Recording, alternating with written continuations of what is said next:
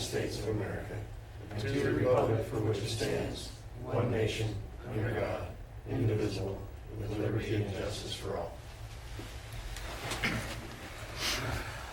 Let the record show that all council members are here and present except for Councilman Kerr.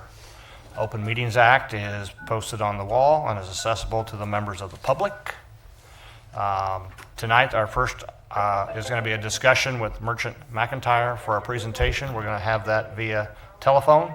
You do not need to speak into your microphones for this. The phone picks it up, so I'm going to move mine up forward. And we'll go from there. Brent, you there? This is Tobias.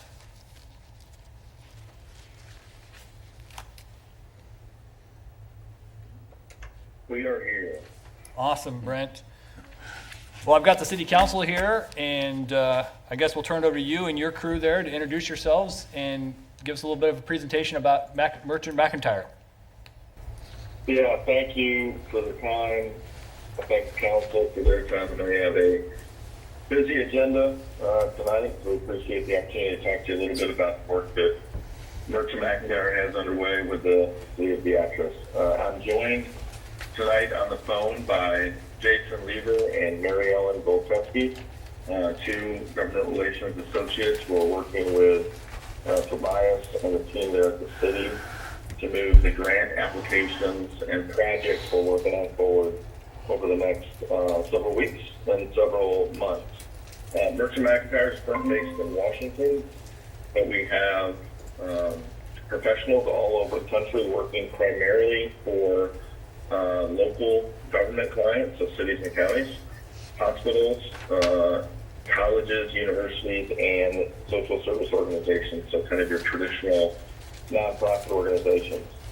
We feel very strongly about our ability to take our nonprofit clients' priorities and objectives and help them secure federal funding for those projects, for those initiatives. That will take the form of grant awards, as well as congressionally directed spending awards, or earmarks as they are more commonly known. We've had the opportunity over the last few months to work with Tobias and the team to develop a strategy for the city focused on moving those kind of grant and earmark awards to the city for your priority projects.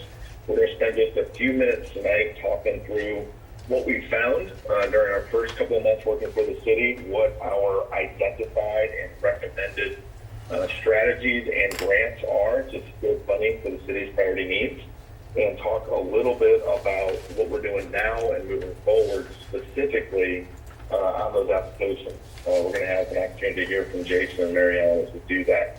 Also appreciate the opportunity to get feedback from the council. We always appreciate questions, thoughts, any sort of additional guidance. We think and know that Tobias is doing a great job of organizing and directing us according to what the city's most pressing funding priorities are, but we certainly appreciate the view of council members there in the room. So with that, I'll talk a little bit specifically about what we've been doing over the last few months. We spent the first several weeks moving through what we call a resource inventory that allows us to get to know the city, your programs, your priorities, and your people, and to align those with the federal funding opportunities that we know are going to be coming open soon. That, I think, is a significant contributor to our success. We don't have a perfect crystal ball. We don't know everything that's coming, but our ability to predict what's coming will help us really kind of plan for and prepare applications even ahead of the solicitation being released to the general public. That extends the amount of time we have to work on it. There's a lot of work, as I think many of you know. And it also allows us to begin to think about some creative partnerships or additional maybe legs up we can get on the competition by work that we can do over a several-month period. That resource inventory combines what we know of the city's strengths. We see a great deal of understanding of the federal kind of process, what we need to do to design projects to be competitive for public funding, And we know that the city's priorities are well aligned with the government plans to do, the federal government plans to do over the next couple of years. We also know the city, like many in Beatrice's situation, you don't have a lot of extra time. When we think about what Tobias is trying to do on a daily basis with what other city staff are trying to do on a daily basis, grants are kind of something that's on top of all of that. And so our team comes in to really become that force multiplier, really to function as a member or members of the city staff to develop those projects, to design them, to help amplify partnerships, and then to very specifically begin writing grants, the actual applications, and helping to submit those. That's something we know the city needs to grow into, and that's a big part of what we're doing to make the city competitive for funding. Our resource inventory findings focused primarily on what it is we need to get funding for. That primarily focused on 5 categories: surface transportation, roads, water and wastewater infrastructure, public safety, economic and workforce development, as well as parks and recreation. We take those, and as I said before, we start to filter those priorities through what we know the federal government has appropriated funding for, your taxpayer dollars, and then beginning to think about exactly how we bring those dollars back to Beatrice. Those specific grant recommendations are what we work on and what we've begun working on even now. I think we said in our original proposal, and Tobias, I think, talked to the council about, even as we're developing the strategy, we wanted to make sure we took advantage of grants that are available now or soon, and we began to do that in 2 key areas.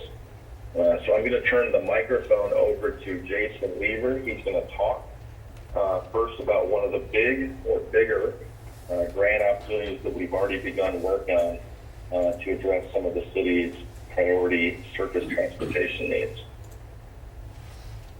Thank you, Brent. This is Jason Lee, the Merchant McIntyre team. Early on in our conversations with the city, we discussed the fact that Tobias and the city attorney worked hard in previous rounds of several transportation-focused grant cycles to submit applications for several projects throughout the city. And this is an area that we identified very quickly through the resource inventory as something that we would be able to move forward with the city. So what we've done in the first several weeks even of our partnership is start to develop Beatrice's upcoming application to the RAISE program, which is a Department of Transportation, their flagship transportation program, which the city has previously applied for. And in this process, we've worked closely with Tobias, his team, and then also those from Olson Engineering to take the application that was previously submitted by Tobias and his team for the Route 136, 136 reroute project, and work on updates to prove that application, coordinating with Olson on the technical components of the project, including the benefit cost analysis, and ultimately our team is working to develop the narrative, build upon what has already been done, and argue for the project in a way that aligns with our experience in this program after developing applications for projects over several RAISE cycles, Tobias's experience and previous applications in this program, and our understanding of Department of Transportation priorities, specifically amongst the Biden administration. This application will be due at the end of February 28th, and our team is on schedule and in good shape to be developing our individual project components, coordinating with the city and Olson for the project components that they are responsible for, and ultimately we'll have a competitive and award-worthy application submitted at the end of next month. So I could pass it over to Mary Ellen to talk about the rural business development opportunity.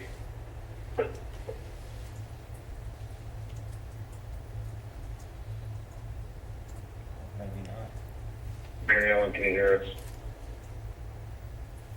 I'll go ahead, and if she's able to join or to figure out the audio situation there, she'll jump on. But the Rural Business Development Grant is another opportunity that we identified during the resource inventory process to begin to address some of the city's economic development needs, not large scale, but something that we think we have a great deal of experience with working with USDA to get funding for really what we consider to be kind of capacity building, to provide funding for staff, both that can be hired by the city or contracted personnel to really build out or conduct additional economic development activities that maybe go beyond what you're currently able to do based on limited budgets or limited man hours, staff hours. The Rural Business Development Grant is an opportunity, an annual opportunity, one that we have found to be pretty, not easy. No federal government grant is easy, but achievable. We work very closely with USDA staff to make sure that what we're planning to do is going to be competitive. They get an allocation from the federal or the main office, the primary USDA headquarters office, and our clients frequently see grant awards between $50,000 and $90,000. That allows us, once we get one, to apply on an ongoing annual basis. Our best example of this is we have a client that's now entering its, we hope, 6th round of funding. They've already secured $450,000 over 5 years by applying each year to really build out their economic development approach. So it's a smaller grant, but one that is what we consider to be a targeted opportunity that we've worked in before, that moves some dollars quickly back to the city for needs that we know are a focus and that we think will become an ongoing annual opportunity for us to access dollars moving forward. So quick overview of that grant. Jason, I'll ask you just if you could briefly, beyond the immediate raise application we're working and we'll be submitting at the end of February, as well as the Rural Business Development Grant that will be submitted around the same time, just to briefly mention the other handful of immediate grant opportunities we're working on right now and recommended in the strategy. Sure. Thank you, Brent. As Brent mentioned earlier in our presentation, we have identified several grant opportunities that directly align with the needs of the city identified during our resource inventory, including surface transportation, public safety, brownfield remediation, economic development, and parks and recreation.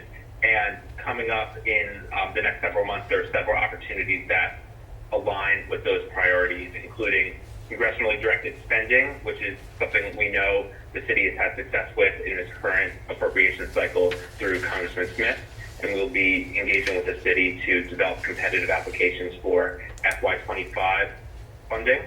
In addition, the Assistance to Firefighters Grant, which is expected to come out in the coming weeks, which is through FEMA, provides equipment for firefighting, for the firefighting department, and we've already had an initial conversation with Chief Dick about this. In addition, we have had initial conversations with Tobias and talked about a child care program that runs through the Department of Education. And in addition, later this spring, there's a body-worn camera opportunity through the Department of Justice. And that's another priority that came up during our resource inventory call. Later in this year and going into even 2025, there are several other opportunities that we see on the horizon, and we will begin to discuss those with Tobias' team as it makes sense. Oftentimes beginning to talk about the details of a program, what is required, and the partnerships needed well before the federal government actually releases the solicitation for the program, give the city an advantage.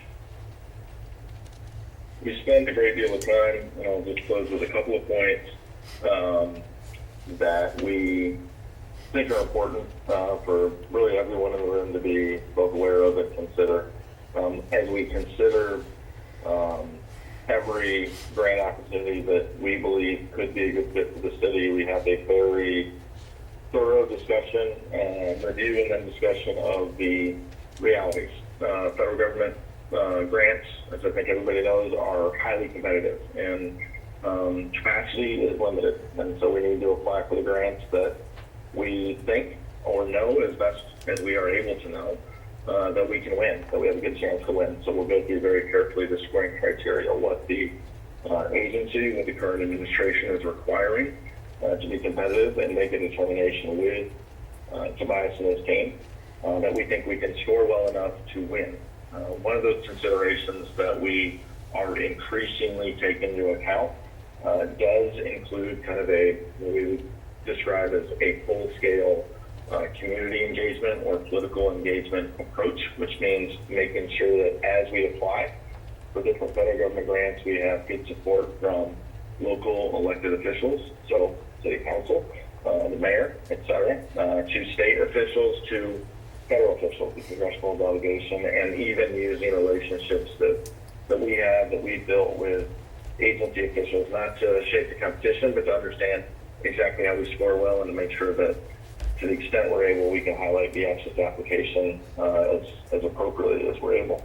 So we'll keep you posted on what those activities, what those recommended actions and requests for action look like.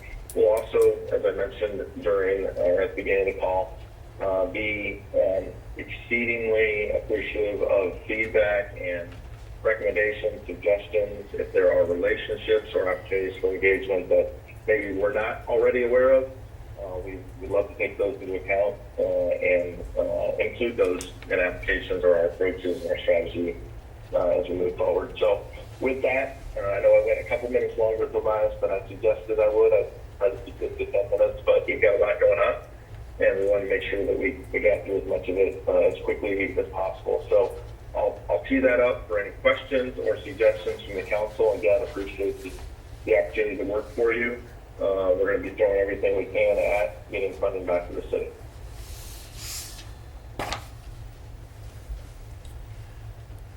Well, Any questions? my first question is, have you had the opportunity in the past to work with our congressional and Senate representatives in Washington? We have. Yeah, I can't say that I have directly myself. We have spent a lot of time over the last few years building a legislative team. That team is led by Julia Angelati. She's not on the phone, but she's somebody who's engaged on a daily basis with members of Congress that represent all of our clients. She is joined by another vice president and another director in our office who basically manages all of the relationships on Capitol Hill because that's where they come from. So we have had, I think, a good history of working with staff. Members are important, but I think as many of you know, the staff members who work on the applications or work on helping support different applications and work on the process are just as important. So we do as a firm, I don't personally, but we're using the legislative team to make sure that we leverage better relationships and know-how with each of those offices. Thank you. Other questions, gentlemen? Thanks for taking your time with us. My only question is the dollar amounts of the grants. So we've had this conversation among some of the councilmen here and some of the city management, so to speak, here. But are we better off applying for everything we can get or what we think we can get? In a big... Go ahead. I'm sorry to interrupt there. You asked a great question. It's one that we try to be really direct and hopefully get that sense even on the audio here. It's a difficult thing, right? To know, do you throw as many, or do you swing as many times as you possibly can, hoping to hit a few, hoping to tie in a few, right? Yeah. And the reality we've found for most is that is not sustainable from a capacity perspective. And so what we've done, what Jason, myself, others, Mary Ellen, others on the team have done, specifically with the raise grant, for example, is to say, look, what is the best way to tie as many of the city priorities as we can on surface transportation into this grant, into the raise grant application, so that it impacts, as best we're able, the city's funding needs, and it scores really well, right? We know that this project might score better than some others, for example. So it becomes a little bit of a combination effort. What we have not had as much success with, and what I think gets to your question is, we take all of the different grant opportunities that are out there from the bipartisan infrastructure law. And we try to build a competitive project or different project for each one of those 30 grant applications. And you end up, in our experience at least, diluting the quality of each of those applications. And so what we try to do is take a measure of what we think the city's top needs are, make a general or we think informed, at least, assessment of how those are going to score within a specific grant application, and kind of go all in that project, right? If we're going to do this raise application, we're going to submit, as Jason mentioned, by February 28th. Here are the 10 things that we must do to win. Now, we're not guaranteeing a win, right? It's really hard. It's exceedingly competitive, but we're going to get as close to 100 points. We're going to identify exactly how we're going to get to 100 points as we can. If we don't think we can get to 100 points, or whatever the funding band, what they call kind of your competitive number is, then we're not going to apply. And so what we do in the end with the strategy and with the grant score that we've developed with Tobias and for the city is to identify in order which ones we can do without burying Tobias and others of the city that have to provide data information for us to write grants. So the best approach in the end, I'm a baseball guy, so I like to think about it that way. We'd like to make sure at all times we have one grant, at least one grant, but we have a grant that's in the batter's box that's what we're doing right now. We are up to the plate, we're hitting, we got to get this application done. Then we have a grant that's on deck where we're getting ready. We're doing specific things to get ready to hit. We're getting specific things ready to apply. And then we have a grant that's in the hole, a grant that's thinking about and getting ready. Maybe we're doing some initial discussions with the congressional delegation or a state agency or the community to get ready to apply for that grant. So at the very least, we know at any given time there are 3 active projects that we're trying to get ready for funding for the city. Okay, so just a follow-up question. So in that process, when you're making the application and you're trying to get to that 100 points, you're in touch with Tobias or us to tell us where we're falling short and what we need to do while there's still time? Is that my understanding? That's correct. Yep, Okay. We're doing that in advance, frequently in advance of the grant even being announced. So we know it's coming by way of congressional appropriations, agency plans, and our discussions with federal agency staff and congressional staff.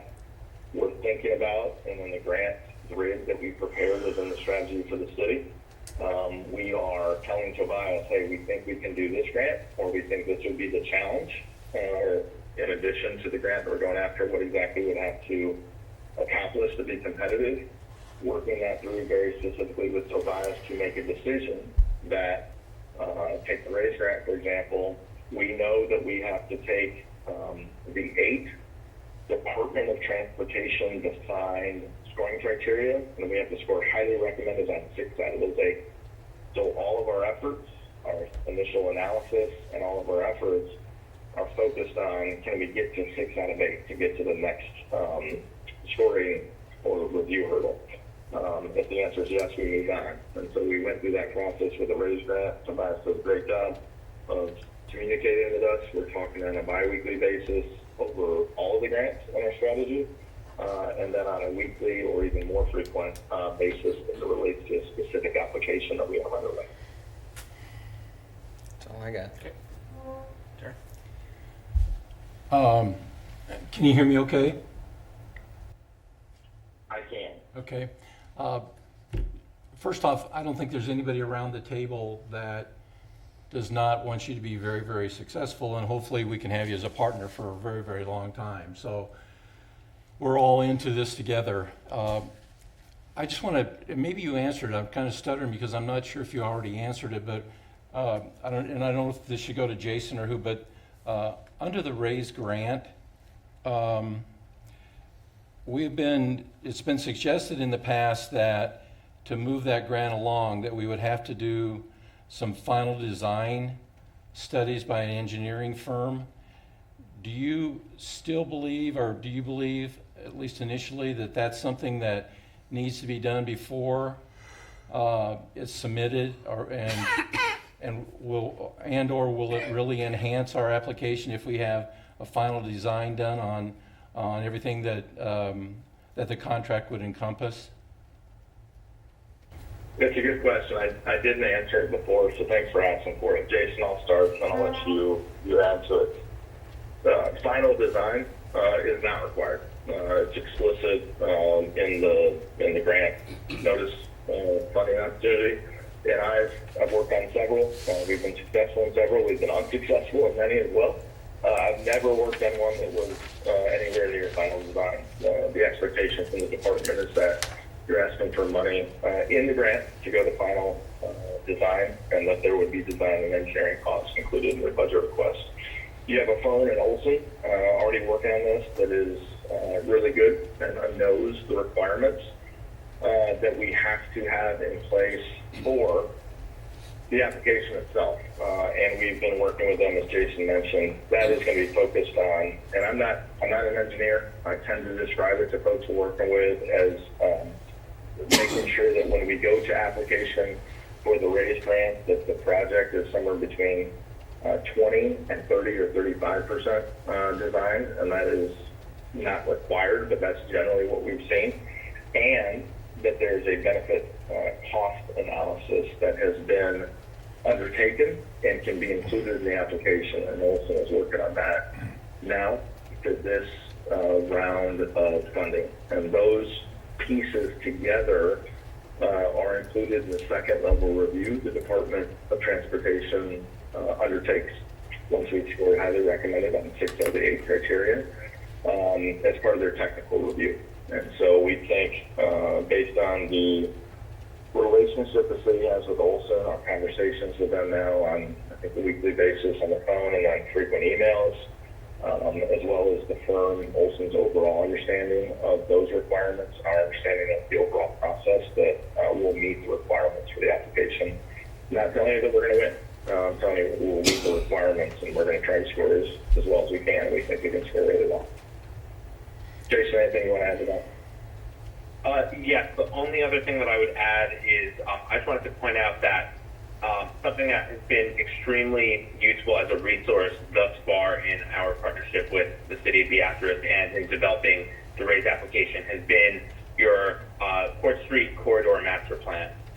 The fact that this is something that the city has prioritized for several years, I think will go a long way towards the application, seeing this concept work through community engagement, coordination with firms such as Olson previously, and it has served as an essential document for giving us a great picture of what the project is looking like, and is ultimately going to help put the city, I think, above or ahead of others for those that don't have such a developed process or developed concepts for their RAISE application. That's a great point. No, I had 3 questions. They answered them all, so I appreciate your time. Thank you.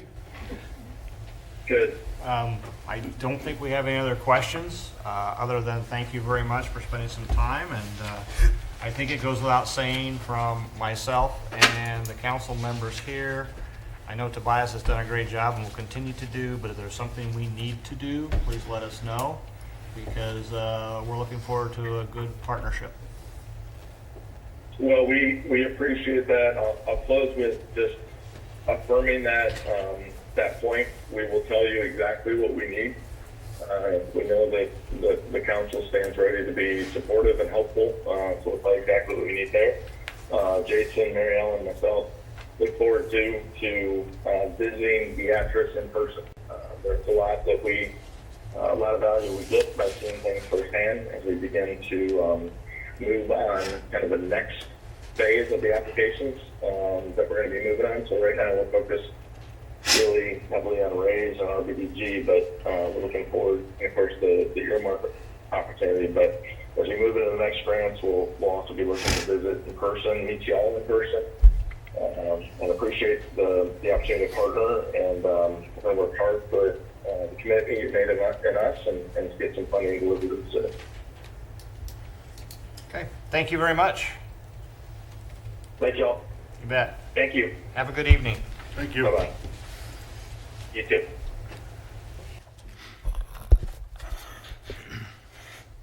Hey, Bob.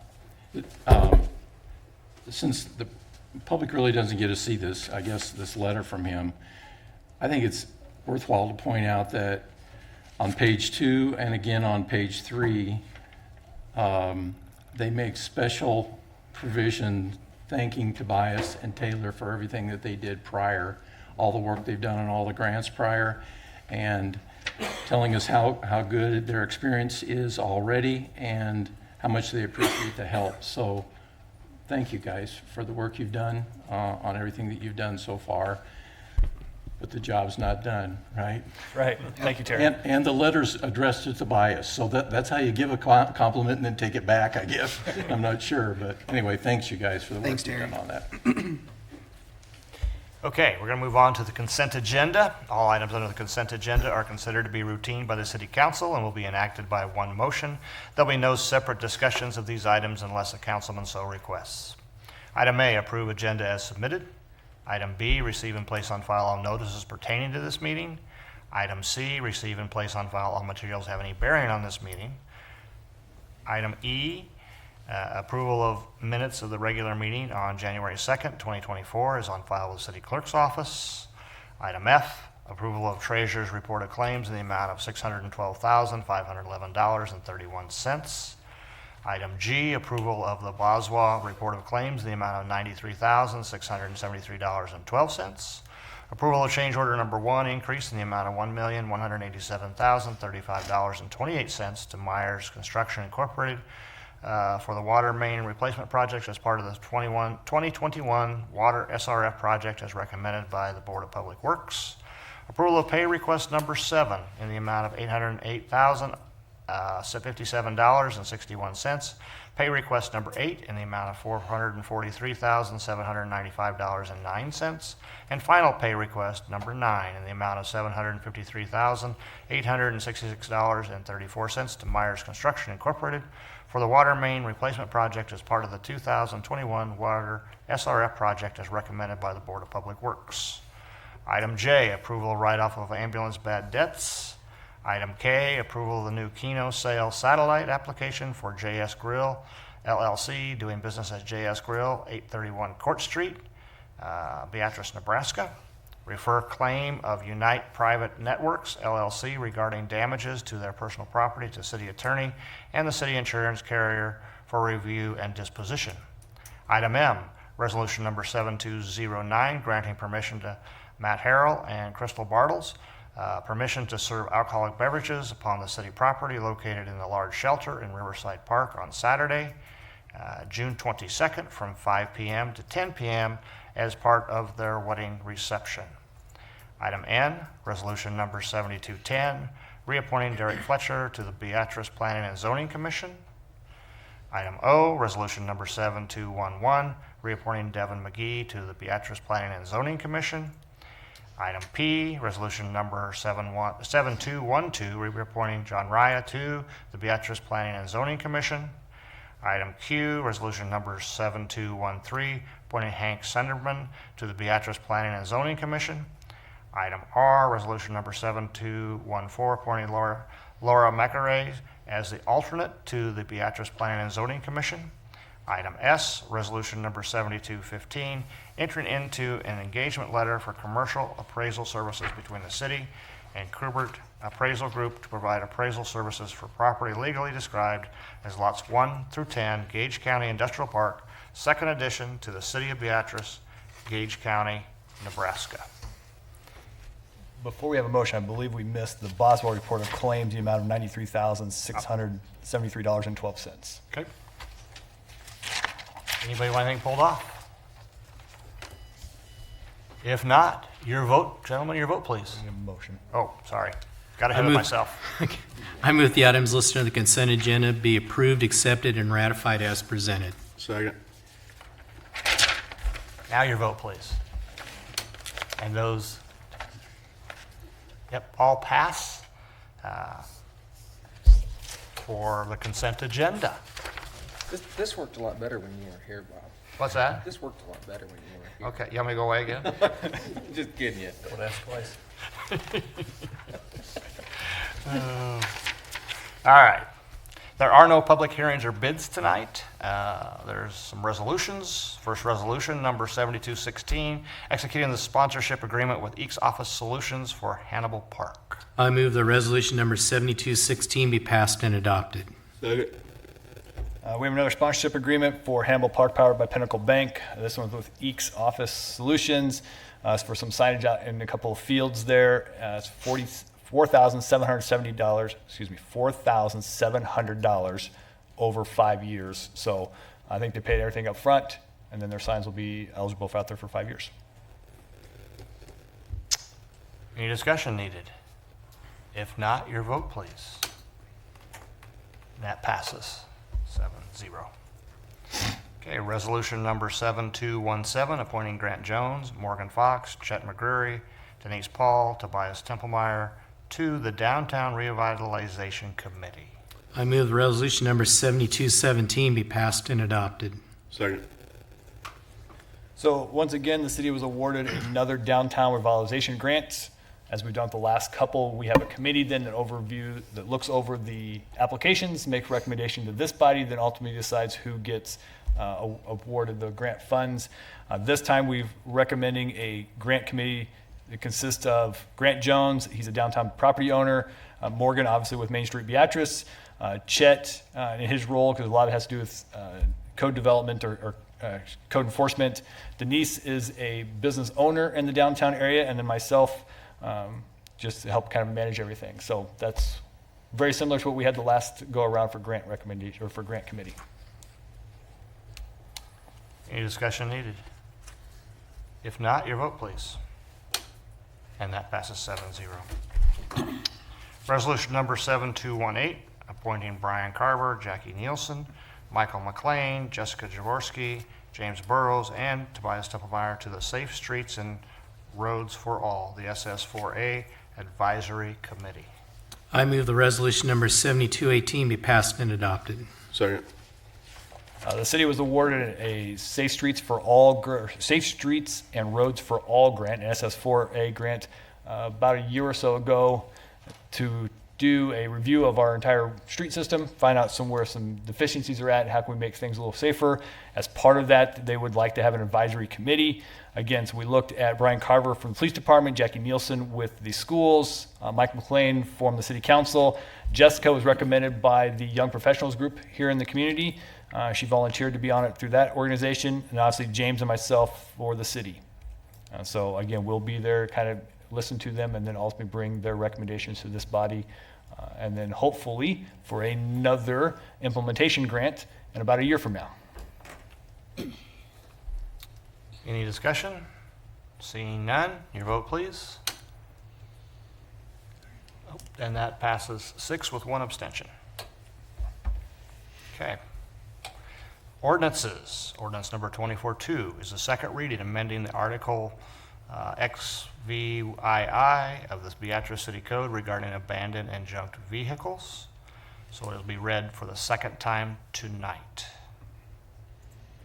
Mr. McLean? I move that said ordinance number 24-2 be read by title for the second time. Second. We talked 2 weeks ago, again, kind of just the high level view of what's being done on this particular ordinance. Again, there's some cleanup stuff in there. We had some references to the building inspections department. We changed those community development department. We clarified if it's business days or calendar days. We made sure it includes boats and watercrafts. The last one was somewhat vague, and so we clarified that one. We added language in there that's similar to what's in your nuisance ordinance that talks about making it unlawful to interfere with enforcement of this particular code. And then we increased the fines. Initially, a first offense carried a minimum fine of $100, and then was $200, then $300. Those would be increased to $250, $375, and then $500 under the proposed ordinance. Was recommended by the ordinance committee. Any further discussion from the public? Seeing none, your vote, please. That passes 7-0.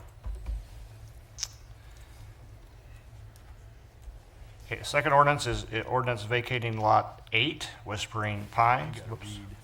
Oh, sorry. All right. I'm gonna get fired. All right.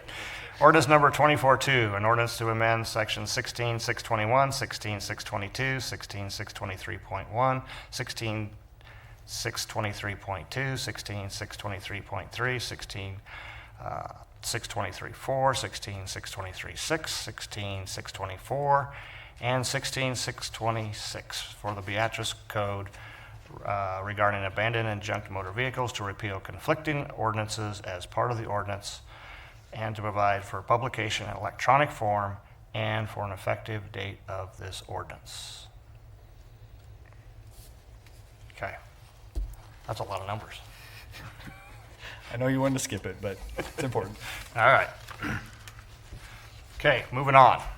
Ordinance vacating Lot 8, Whispering Pines Estates, second subdivision, and Lot 1. Whispering Pines Estates, third subdivision, located on a part of the northwest quarter of Section 15, Township 3, Range 6, east of the PM, City of Beatrice, Gage County, Nebraska. So, if no action is taken tonight, it will be read by one title by one time. To take action tonight, rules are suspended and read by number. I move that said ordinance be given number 24-3, the title thereof be approved, the rules be suspended, and the said ordinance be read by number only 3 times tonight. Second. A motion to suspend the rules is not debatable. Your vote, please. And that passes 7-0. Okay. Ordinance number 24-3 by number only the first time, 24-3 second time, and 24-3 the third and final time. I move that ordinance number 24-3 be passed and approved. Second. So this ordinance and the next ordinance go together. They both deal with Whispering Pines, which is south of the city limits, which is south there by the golf course, Lilac Road there. You have 2 property owners, Julie Belding and the Armstrongs, who wish to adjust their lot line between the 2 parties. And so that's why you have first vacating their lots that they own today, and then the next ordinance comes back and replats their 2 lots. So they've agreed to adjustment of their own property lines. Any discussion? Seeing none, your vote, please. And ordinance 24-3 has been adopted. Ordinance approving the plat of lots 1 and 2, Whispering Pines Estates, 5th edition to the City of Beatrice, Gage County, Nebraska. Basically approving the plot of lots 1 and 2, Whispering Pines Estates, 5th edition to the City of Beatrice, Gage County, Nebraska. No action will be taken tonight. It'll be read by title once. To take action tonight, rules are suspended and read by number. I move that said ordinance be given number 24-4, the title thereof be approved, the rules be suspended, and the said ordinance be read by number only 3 times tonight. Second. And a motion to suspend the rules is not debatable. And that passes 7-0. Ordinance number 24-4 by number only the first time, 24-4 the second time, and 24-4 the third and final time. I move that ordinance number 24-4 be passed and approved. Second. Okay. Any discussion else? Anything else you want to add? No, Planning and Zoning heard it. They recommended approval tonight. Outside of that, it's something, again, between 2 property owners, and they've been working on it for quite some time. Your vote, please. That passes 7-0. So ordinance number 24-4 has been passed and adopted. The purpose of we have a public forum tonight. The purpose of the public forum is for the presentation of an item by general public to the city council for consideration at a later date. No discussion or action will be taken by the city council at this time. Anyone here for public forum? I had a question. We were letter M for Matthew fixing the bottles for beer and wine. Do we need to display any kind of certificate of approval at the event? Does anyone have any questions about our permission? You might want to talk to that guy right behind you. Just as long as you keep him happy. And I'm assuming we're all invited. BYOB though.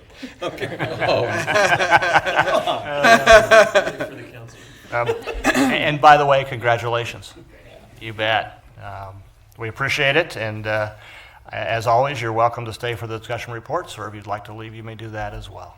So, thank you. Anybody else from the public? If not, we will move on to the rest of the discussions and reports. Item B, Main Street Quarterly Report.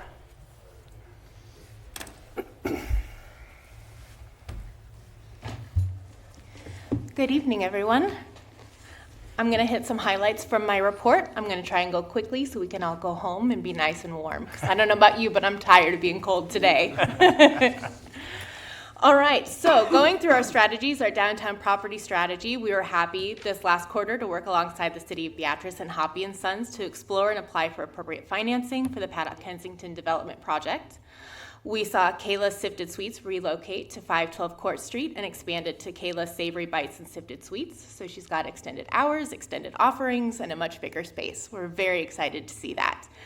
We also have new businesses that opened downtown during this quarter. That's Shine Brighter Boutique, Bub and Bug's Toy Store, and Court Street Nutrition. I encourage all of you to stop by any of those and visit. They're all pretty great. For our entrepreneurship development and retention strategy, our office assisted 3 hopeful downtown entrepreneurs in finding funding, resources, and rental properties, and we hope to see the fruits of those efforts in the future. We have scheduled an upcoming marketing class for February 1st that will focus on how to best utilize social media and Google to advertise, and this course is through Grow Nebraska. For our E3 grant, that's the Equitable Economic Ecosystem Pilot Program through Main Street America. Our initial survey has gone out community-wide, and our partners with the Chamber of Commerce and Engage have also shared it with their contacts. We have been visiting downtown businesses and owners face-to-face for those who do not use the internet or check their emails.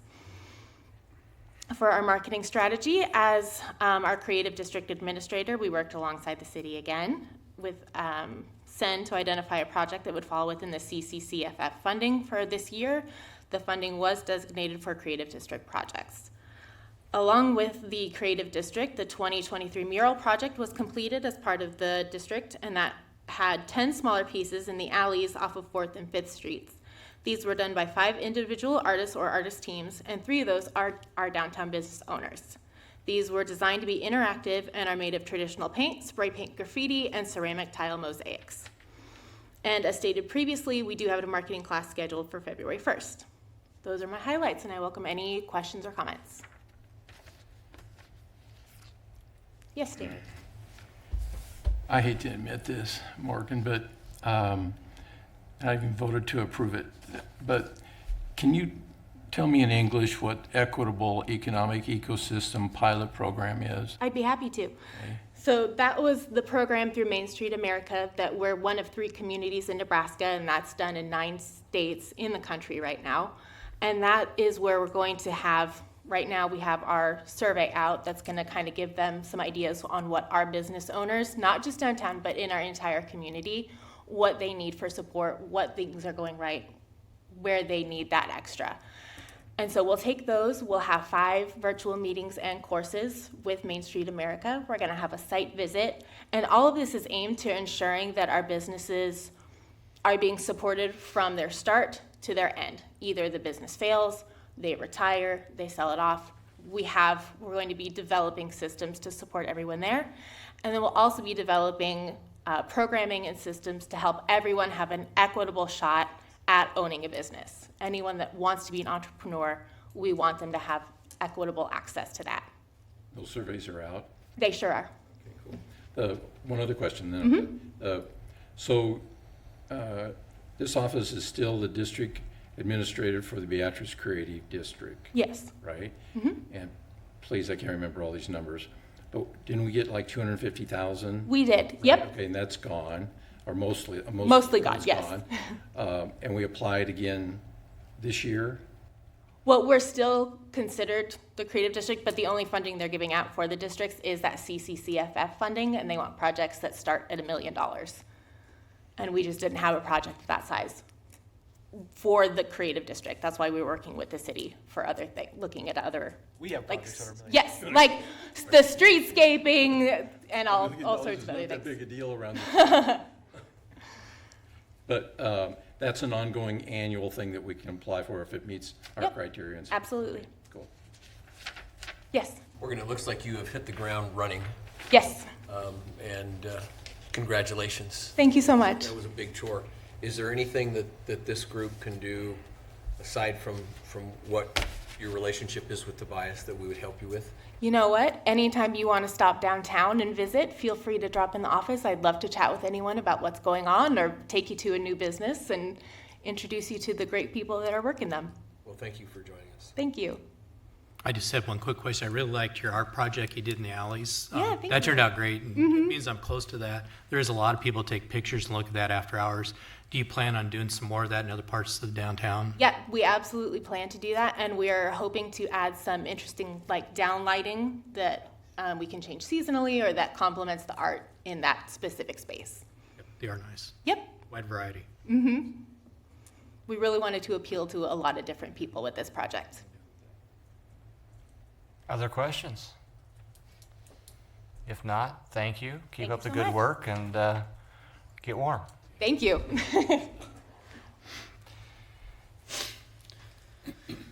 The next report or discussion item is actually a end of year review. We're going to take the opportunity to kind of look back on 2023 to see what we've got accomplished in that particular year. Yeah, give me just a second. I'll try to get the camera. So one of the things that was asked was if we could kind of do a year in review of 2023 and look at some of the highlights that were accomplished by the city. We're looking at large projects or projects that were on your goal list a year ago, and we sat down and had those conversations. And so we didn't include everything, right? Because there's lots of things the city got done, but these are kind of the bigger projects, if you will, that were accomplished in the last year. The first one, obviously, is we demolished the first structure down at Dempster's, right? That's an elephant that's down there. We took our first bite of it, if you will. We had done lots of other previous work at Dempster's, whether that be cleaning up the chemicals that were down there or acquiring some back taxes or cleaning out different properties. But this was the first time we actually took down an actual structure at that location. And so that was one of the accomplishments in our last year. Also very highly on your guys' goal sheet a year ago. We finished the stormwater detention cell at the Gage County Foundation Trail Depot. This is down there again by the Dempster's area. The Gage County Foundation was nice enough to donate the city some money a couple of years ago to help beautify that particular trailhead there. And so we were able to then come back in and use this kind of as a display piece of what a stormwater detention cell should look like in the future, show other people how they can be constructed. I know we got a lot of grief because it was, not finished for a long time, but we were able to work with a local contractor and get this thing completed. And so it looks beautiful down there. Now we just need the snow to melt so everybody can see it again. But it was a nice addition. So that cell. Yes. Do we have other areas in town that we're going to do something similar?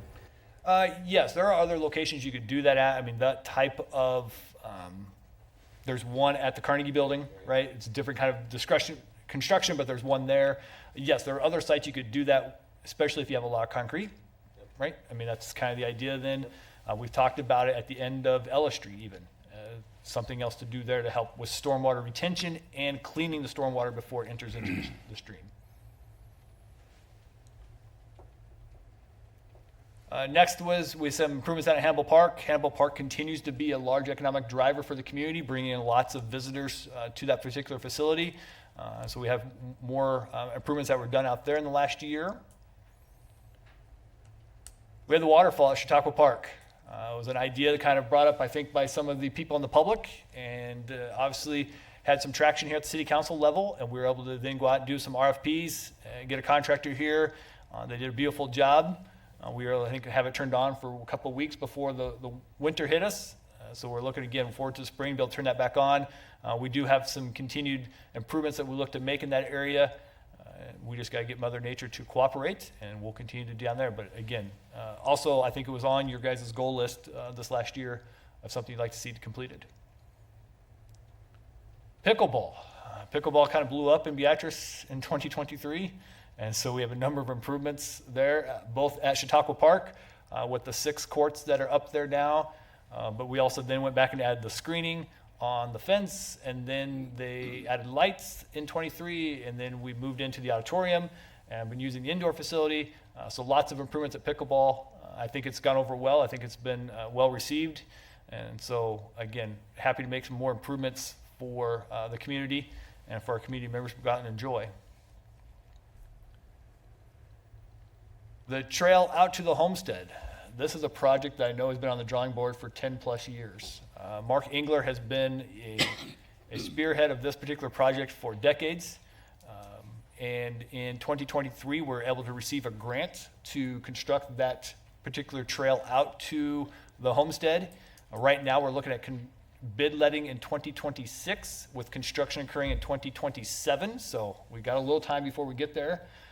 But we were successful in 2023 in getting that grant to extend their trail system from Riverside Park out to the homestead, about 3 miles worth of trail system.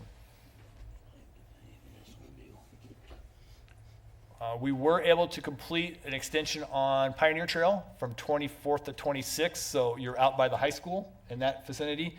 We had noticed a large number of students, when they walked out to the high school, would walk along the highway, along the shoulder there, because there's no other path for them to take.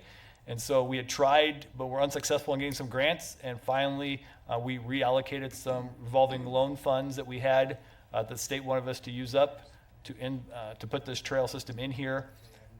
Again, I think it's a nice addition. It kind of just connects back to the sidewalk system that's in our community and allows the kids an opportunity to walk out to the high school without having to walk on the highway itself. Bias, that's not actually the last leg, is it? We got the one between Hannibal and Correct. Dorsey. Yeah, this one does not complete the loop around town. To get the loop around town, you're right, you have to go from Hannibal back to Dorsey Street, Mead Lumber. We continue to work on that one too. Good. Another item that was on your goal sheets a year ago when we met was UTVs.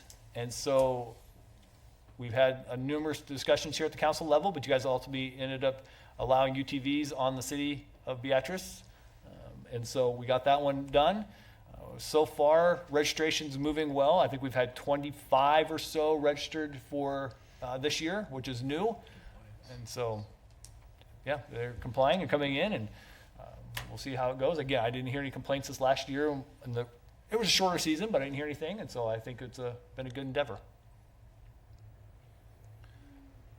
Another one that was on your list a year ago is addressing one-way streets. And so again, we have a picture here of 8th Street. As all remember, back in February, March of last year, we approached this particular street and changed it from one-way to two-way traffic. Again, I think it's been going well. I do know there's been a few accidents on there, but I think if you look, I think it's about a total of 2 as a result of it being two-way traffic now, and both of those because they didn't see somebody coming from the other direction. So it's been relatively, a non-event for the most part. But again, something else that was on your goal list that we were able to get accomplished.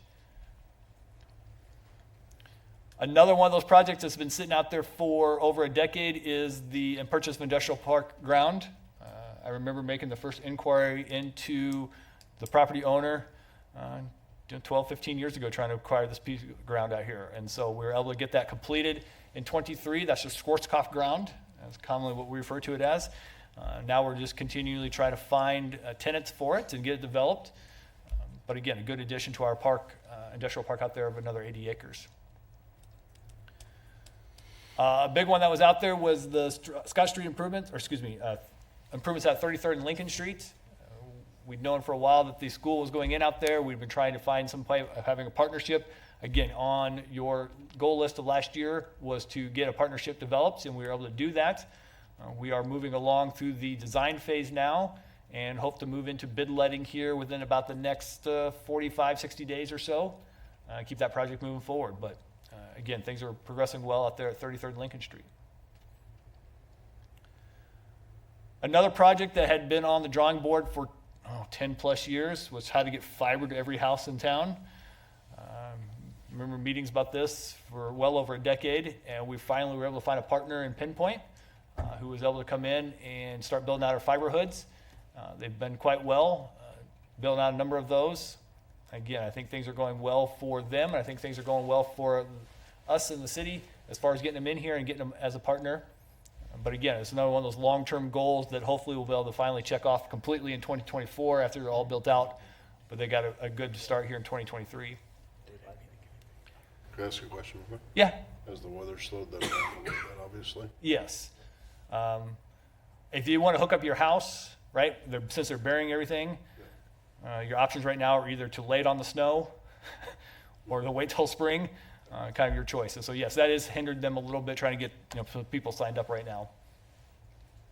One of the partnerships that Morgan talked about earlier was the Creative District, right? And the city was able to partner with Main Street and the community players and several other partners to help get that here.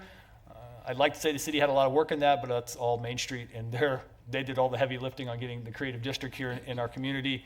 And then with that, they were able to use part of the grant to get the lighting in the downtown, which I think was really very nice this last. They look great. Yeah. All consistent, and yeah, it looks great. We talked about it a little bit earlier, but again, we developed that Court Street master plan concept in 2023, kind of that next step in that process of getting Highway 136 reroute taken care of. Again, that was a big step for the city to complete in 2023 as we continue down that project. We had the owner-occupied rehab grant. We had been awarded a couple of years beforehand, but we had the first projects come through in 2023. So again, investing about $400,000 back into our community to improve our housing stock, which again just goes a long ways in helping make sure that people have good quality, safe housing here in our community.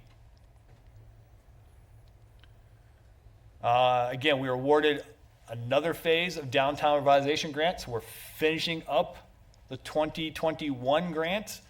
People are trying to get their last couple projects done and get their invoices turned in so we get that one closed out here.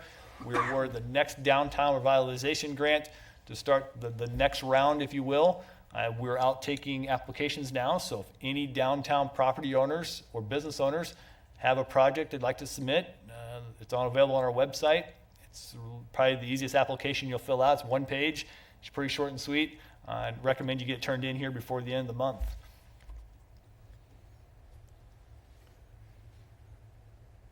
And then one of those things you hope that you never have to use, that's our backup 911 dispatch center. When we built the fire stations, one of the things we wanted to do was built in a backup 911 center there. We were able to get that in. We were able to get everything installed, get the tower up, get everything put in that we needed to. So it's now up and functional and operational in the event that we would need it into the future. So again, those are just a couple of the highlights, if you will, of some of the major projects that we were able to complete in 2023 here for the city. Good year. It was a good year. Thank you, both you guys, Mayor and T, for doing that. I just think each one of those projects is just not like 1 minute, 1 day. Some of them are years and years, and it's important, I think, to try to put that in one place so that people can actually see some of the things we've done, and that is just a surface. This job is just not a 2-meeting-a-month job, that's for sure. So everybody appreciates everybody's work around the table and in the city administration for doing that. I'd like to see that, I'm just speaking for me, but I'd like to see that done every year. I just think it's good. And is there a way that we can either get an email or a copy of this or something we can have? Yep, I can email it out to you. And Okay. Yeah, I think maybe moving forward, this is just one of the things that, I'd rather have a hard copy of it, so I don't have to print it off at home. do that for you. but, I think, Terry, you're right. I think if we can continue to just build the highlights from 23, 24, 25, and 26, and quite honestly, if you move forward after that, it's just one of those things that will be a good historical background. Yep. And that's one of the things that I think all the councilmen and the mayor, when we get on, Ted's been on there probably about the longest, so he's got a lot of the history. But when you first get on the council, you don't have that history. And if you have kind of a 10-year historical, here's the highlights, I think that just helps future new council members hit the floor running. Well, trust me, and thanks for throwing me at the bus there. I've been here a long time. No, it's a compliment. Yeah, I get you. There was a lot of years that I served on this that would have been 3 slides, 1 slide, because we just didn't get anything done. This is, like Terry said, this is a great working group. We got a lot of stuff done. I'd like to see. As I watched this, I thought, gosh, how can you top that for 24? But yeah, we got a lot of stuff to do. Yeah. Okay. The last is the city administrator's monthly report. Yeah, so again, just to kind of highlight a few things we have going on. First is Dempster's. Again, I'd like to thank Senator Dorn. He was able to introduce a legislative bill last year and get it approved that makes a grant available for some demolition. And so we are working on exactly what we will ask for in our grant application that's due at the end of February. But Senator Dorn was a big supporter of that particular grant and got that pushed through, and so we'll look to use that one this upcoming year. Also need to make you aware of LB 850. LB 850 introduced by Senator Jacobson. Basically what it does is reappropriate dollars for the grant that we received for the Kensington building that we had to turn down because of the federal strings attached to it made it almost impossible to use. LB 850 would basically reappropriate some different funds and then go back to the original applicants. Hopefully we get first bite at the apple. It sounds like we would, to be able to make that particular grant go forward and have us be able to use those dollars for Kensington like we initially indicated. So We need to do something formally there. Did we talk? we had talked about doing Have we something, talked and about so that or not? I think so. yeah, and so we'll look to bring something back here. And again, if it's one of those, I've reached out to Senator Dorn's office already, and Mike indicated he reached out to Senator Brent. And so again, if you have those conversations, one of those we can kind of keep in their forethought, and hopefully they can do something with that one. And then lastly, I just want to take an opportunity to thank all of our city employees. This last week, the weather has not been very nice. They've done an excellent job out there working. A lot of people are complaining about being too cold, but you've got guys out picking up trash, and police and fire running calls, and electric guys making sure lights stay on, and there's a whole long list of men and women have done a great job, including those back at the office that have to answer all the phone calls and people who are unhappy about what the first people did out there. But I think one story that stood out to me was we had guys at the wastewater plant that stayed at the plant overnight because they wanted to make sure they could get to work the next day, and they didn't know how the plant would handle overnight, and so they stayed there. Nobody wants to go to the wastewater plant anyhow, but you have guys who are willing to spend the night there. I think this tells you some of the dedication of some of the employees that you have. Well, Morgan lives pretty close to there. They can stay with him if they need to. We could split them up, I guess. Yeah, How far do you live? We could split them up. We could split them up. Yeah, and I think I would echo that. I think, it's one of those things that you quite honestly don't realize unless you've probably been in working for the city, or you sit on the city council or the mayor. And, as I said this morning to the department heads, I wanted to thank all of them. I know that the worst thing about cold weather is everything breaks. I mean, it just does when it gets this cold. And, whether it's a water main that they're trying to plug up, or, as I said to several people that have called me, I had the same amount of snow pushed in my driveway as they did, and I had to figure out how to get it out of there. And you know what? Luckily, one of the things that I've noticed about Beatrice is you have a lot of help with neighbors. And so not only thank you to all the employees, but also to all those neighbors that helped each other out during this cold snap. And hopefully we don't have quite the tragic snow that we've had.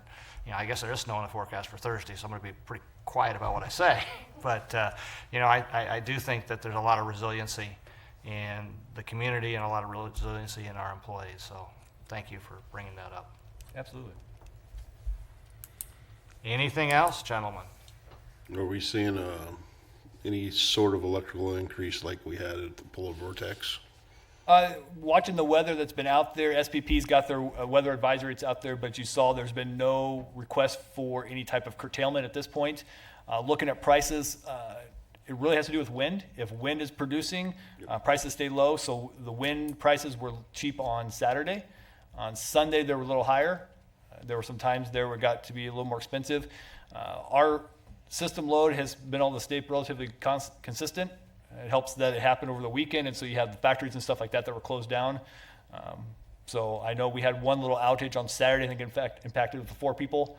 Pat and his crew was able to go out there and get things turned on pretty quickly. But that's one thing we'll continue to look at and monitor.